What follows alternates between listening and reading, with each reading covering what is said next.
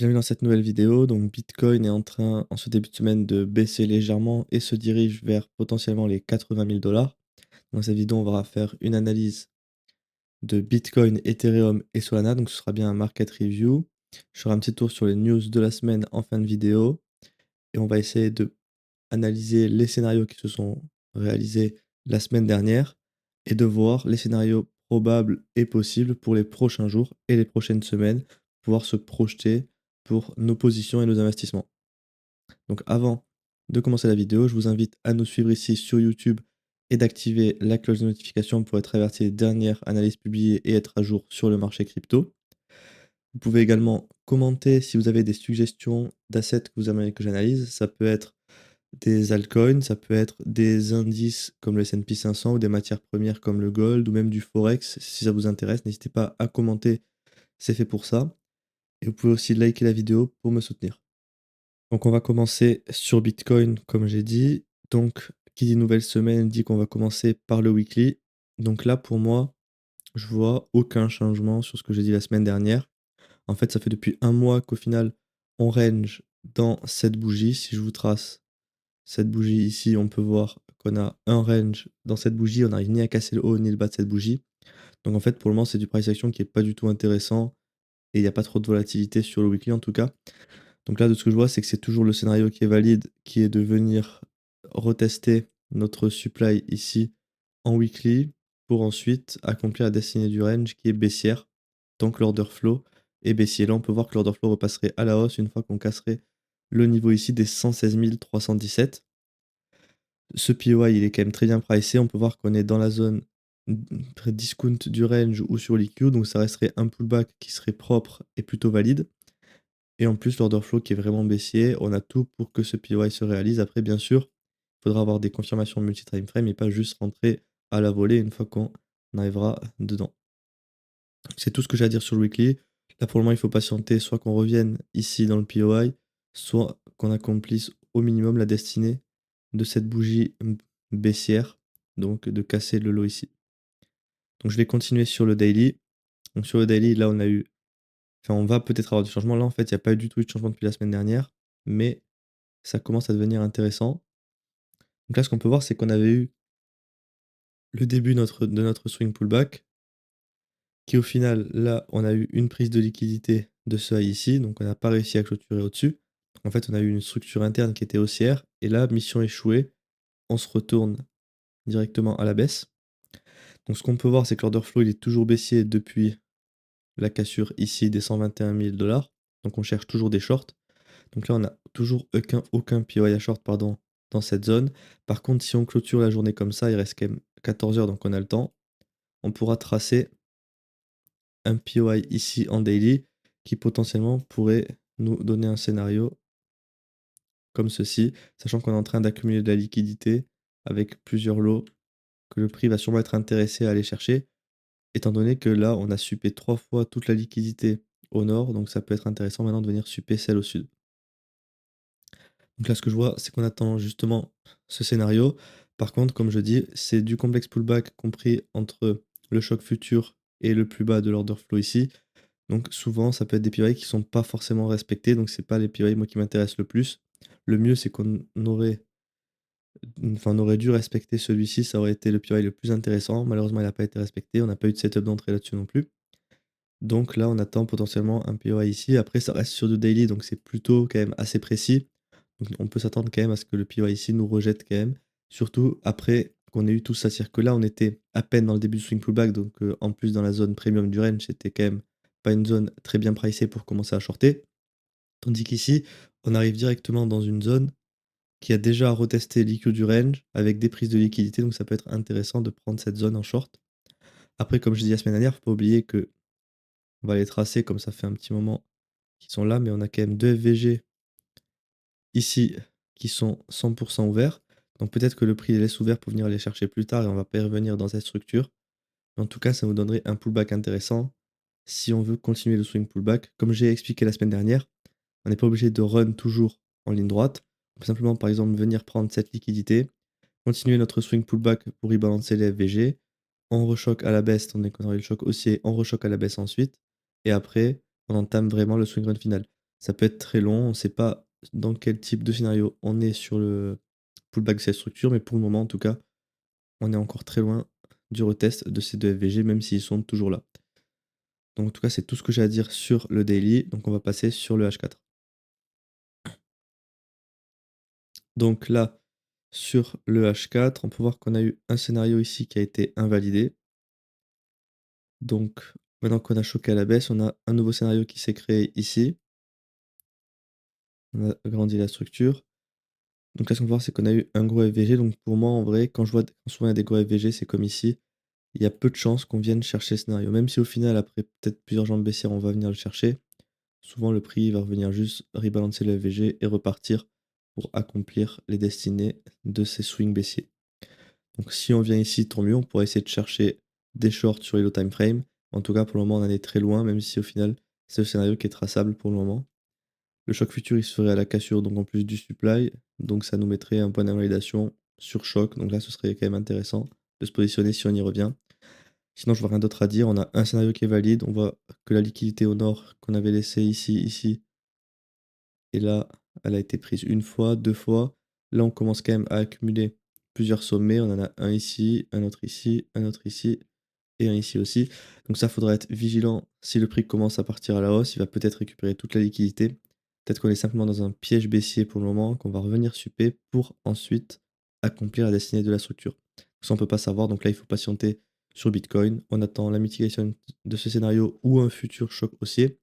Tandis que si on refait un nouveau lot sous cette bougie, le point de choc futur sera sûrement sur cette bougie. Donc en fait, on aura plus de short à chercher dans cette zone et potentiellement on sera dans un choc haussier si on revient dans le FVG. Donc il faudra être patient et surveiller ce qui se passe pour être à jour sur le price action de Bitcoin. On va continuer avec l'analyse d'Ethereum. Donc pareil, on commence sur le weekly qu'on met dans une nouvelle semaine. Donc là, j'ai pareil, aucun changement par rapport à la semaine dernière. Order flow qui est haussier. On cherche toujours des longues. On a eu une première mitigation de SPY. Donc là, moi, ce que j'attends pour me repositionner sur Ethereum, c'est d'avoir une deuxième mitigation qui serait juste un sub de liquidité. L'idéal serait une mèche. Si on fait une grosse clôture encore de bougies comme ça m'intéressera pas de chercher des longues. Par contre, si je vois qu'on a une clôture weekly cette semaine qui fait une grosse mèche avec une ravalante haussière, là, ce sera intéressant pour potentiellement reprendre un back d'Ethereum pour aller jouer l'accomplissement de cette structure qui est donc de casser notre weekly high ici. Donc c'est tout ce que j'ai à dire sur Ethereum sur le weekly. Donc maintenant, on va continuer avec le daily. Donc, sur le daily, on a invalidé notre supply ici. Ce qu'on peut voir, c'est qu'on n'a pas eu de point d'entrée en plus. On a vraiment chuté en ligne droite dedans. Donc c'était pas un PY intéressant. On a maintenant choqué à la baisse. Donc là, en plus, ce que j'avais dit la semaine dernière, c'est que comme on était revenu dans la zone discount du range et en plus qu'on avait mitigate le POI extrême ici, même s'il n'était pas tradable étant donné que l'order flow était haussier, c'était potentiellement la fin de notre swing pullback, qui au final, dans une dimension structurelle, était vraiment un cas d'école, avec en plus une liquidation ici avec une grosse ravalante baissière. C'était vraiment un cas d'école pour avoir un top dans la market structure en tout cas. Donc là maintenant ce qu'on peut voir c'est qu'on peut commencer à chercher des shorts pendant que l'order flow est baissier, avec comme target notre week low ici. Donc là pour le moment il n'y a pas de POI à shorter parce qu'en fait si on revient dans celui-ci qui est très bien pricé, l'order flow sera haussier. Par contre, comme Bitcoin aujourd'hui, si on clôture comme ça et qu'on crée un FVG, on pourra tracer un POI comme ceci, qui donc sera une zone avec de fortes probabilités de rejet pour ensuite alimenter le futur mouvement baissier, donc soit venir super la liquidité ici, soit ici. Sachant qu'il faut surveiller quelque chose que je suis en train de voir, c'est qu'ici, où on avait déjà eu une bougie plutôt bullish avec une grosse mèche, dans le POI daily ici, que je vais vous tracer, on est revenu prendre la liquidité de cette bougie hier sur mèche et aujourd'hui, on a potentiellement eu un deuxième grappe de liquidité pour alimenter un mouvement haussier. Donc ça, il faudra être vigilant de la clôture d'aujourd'hui. Si on clôture en bougie haussière et sans FVG, il y a de fortes chances que ce soit simplement une prise de liquidité pour alimenter le futur mouvement haussier ou en fait faciliter le retournement de l'order flow à la hausse pour au final justement faciliter la mitigation de ce POI extrêmement bien pricé. Même si, comme j'ai dit, l'order flow sera haussier, donc on ne cherchera pas des longues, des shorts dans cette zone, même si au final, il y a de fortes chances qu'elle rejette le prix. Donc en tout cas, pour le moment, sur le daily, il faut juste patienter parce que comme je vous ai dit, on n'a pas de POI, on attend la clôture d'aujourd'hui. pour commencer à tracer nos futurs POI. Donc sur le daily, c'est tout ce que j'ai à dire. On va finir avec le H4 rapidement. Donc le H4, on avait eu un POI ici qui n'a jamais été retesté. On a eu un choc haussier par ici, qui au final ne nous a pas donné de POI, avec un nouveau choc baissier ici, qui a donné hier un nouveau POI à nouveau qui n'a pas été testé. Donc maintenant, le POI n'est plus valable, étant donné que l'order flow se retournera à la hausse. Donc là, ça confirme effectivement ce que je vous ai dit sur le daily. C'est là que du coup, ça commence à avoir des points de vigilance. C'est que vous voyez sur le H4, contrairement au daily et weekly, on a une structure qui est haussière. Donc là, on peut voir qu'on est venu faire notre swing pullback dans cette structure, qu'on a suppé notre strong low et qu'on a fait un deuxième sup qui toujours n'a pas clôturé en dessous. Donc en fait, on voit qu'on n'arrive pas à clôturer cette structure à la baisse. Donc ça montre que c'est vraiment un point qui est solide. Là, on peut voir que la bougie était hyper bullish et on peut voir que ça a continué à la hausse ensuite. Donc potentiellement, là, si on rechoque à la hausse, ça pourrait être le début de notre swing run final. En plus, on peut voir qu'on a toujours beaucoup de FVG ouverts, celui-là qui est ouvert à 100% et qui est quand même immense. Donc ça, si on commence à avoir un choc haussier et du FVG qui se crée à la hausse avec du displacement, là, ça peut commencer à être une zone très intéressante pour se positionner en longue, étant donné la marquée structure qu'on a sur le H4. On a toujours en tête que sur le daily, la structure est baissière et qu'on a tout qui est aligné à la baisse pour le moment. Mais le H4 pourrait se propager sur le daily. En fait, il faudra voir si le daily va entraîner le retournement du H4 ou alors si le H4 va prendre l'ascendant sur le daily et continuer le swing pullback, comme je vous ai dit précédemment, qui au final se caractériserait juste par une perpétuation de la structure H4. Parce qu'en fait, sur le H4, ce qu'on peut voir, c'est qu'on enchaîne les structures haussières. Vous voyez, on en a une première comme ceci, une deuxième ici, et là la troisième actuelle. Donc au final, on pourrait continuer sur cette lancée, même si, comme j'ai dit précédemment, on commence à avoir beaucoup de liquidités au sud, pardon. Celle-ci a déjà été récupérée. Par contre, ce qu'il faut voir, c'est ici, on a une grosse poche de liquidité. En plus, on a ce lot ici, donc ça pourrait être une target. Par exemple, une prochaine structure, ici, on choque à la hausse, on mitigate un POI avec du AVG, ce serait intéressant pour jouer une jambe ensuite, pour venir potentiellement étendre la structure, enfin faire une nouvelle structure à la hausse qui viendrait au minimum casser donc ce weak high ici. Et là, cette grosse poche de liquidité qui commence à potentiellement attirer le prix si on repart à la hausse.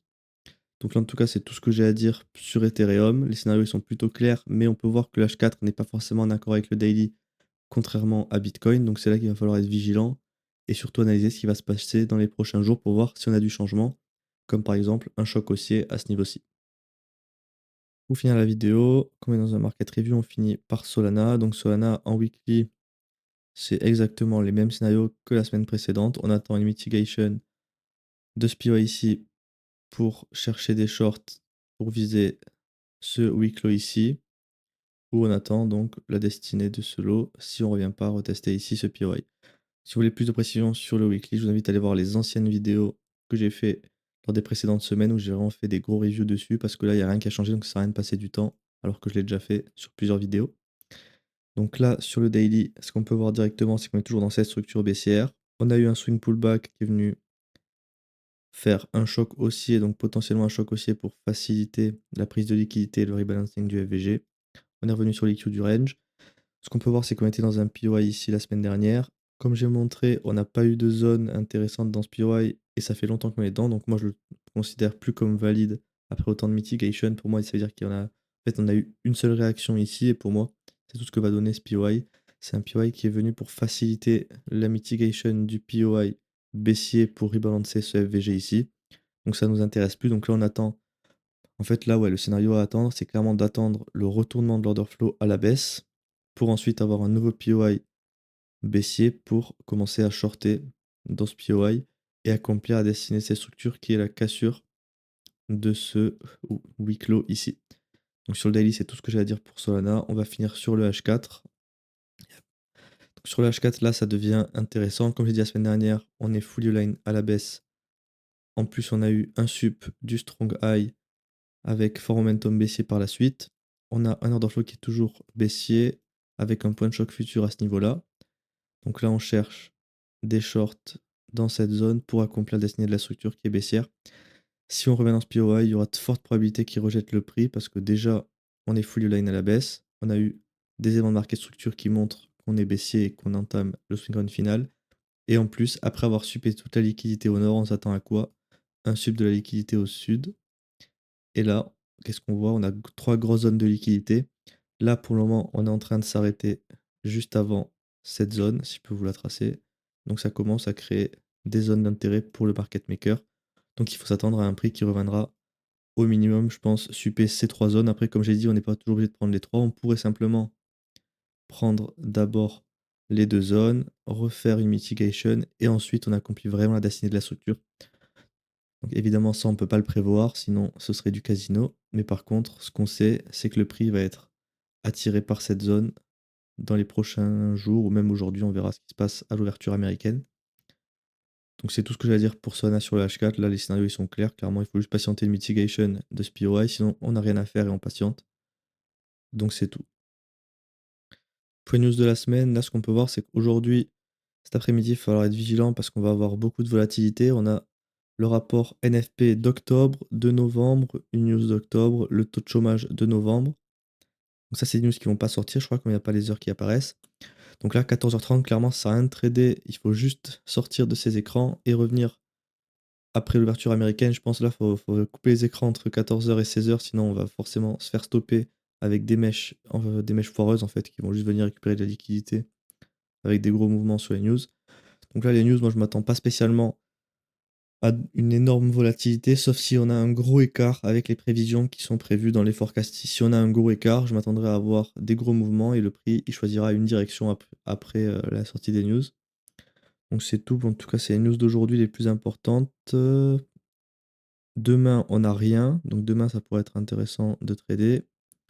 Jeudi, par contre, on va avoir des news. Bon, déjà le matin, on aura des news sur les taux d'intérêt de la Grande-Bretagne, les taux d'intérêt de l'Union européenne. Donc ça, sur la session de Londres, ça va sûrement faire un petit peu de volatilité, même si ça reste pas aussi important que les taux d'intérêt américains. Et après, on a tous les taux d'inflation qui sortent pour le mois de novembre. Donc là, pareil. Là, si on a l'inflation qui monte, ça va vraiment être bearish pour les marchés. Ce qu'on va voir, c'est une inflation qui baisse. Et ce qu'on peut voir, c'est que les forecasts, ils ont l'air d'être en hausse ou de stagner. Donc il faudra être vigilant et surveiller les news et pareil, ne pas trader pendant ces zones, sinon vous allez forcément vous faire sortir. En tout cas, 90% de chance, ce sera du gambling. Et vendredi, on a une petite news à 4 heures. Bon, ça, c'est pas une news hyper importante. Comme je dis pour les news, si on doit regarder quelque chose, c'est surtout l'écart entre les chiffres qui sortent et ceux qui étaient prévus, parce que si on a un gros écart, le marché va sûrement choisir une direction et pas forcément juste faire des mouvements de volatilité et après repartir dans sa direction qui était c'est le biais de la semaine. Donc là, il faudra vraiment faire attention et être vigilant. On a quand même une semaine avec beaucoup de news, donc pareil, hein, il faut vraiment protéger ses positions, vraiment ne pas être sur les marchés pendant la sortie des news, sinon ça va être juste des stop loss dans la plupart des cas. Donc c'est tout en tout cas pour les news de la semaine. Je vous remercie d'avoir regardé cette vidéo, surtout n'oubliez pas de vous abonner à la chaîne et d'activer la cloche de notification pour être averti des dernières analyses publiées et donc être à jour sur le marché crypto. Je vous invite à aussi commenter dans l'espace commentaire si vous avez des suggestions pour les prochaines vidéos, comme des assets que vous aimeriez que j'analyse. Comme j'ai dit en début de vidéo, ça peut être n'importe quoi, des indices, du forex ou des commodities. N'hésitez pas à les commenter, ça peut être très pertinent étant donné que le marché crypto aussi commence à s'institutionnaliser. Ça peut être des assets intéressants à analyser en parallèle.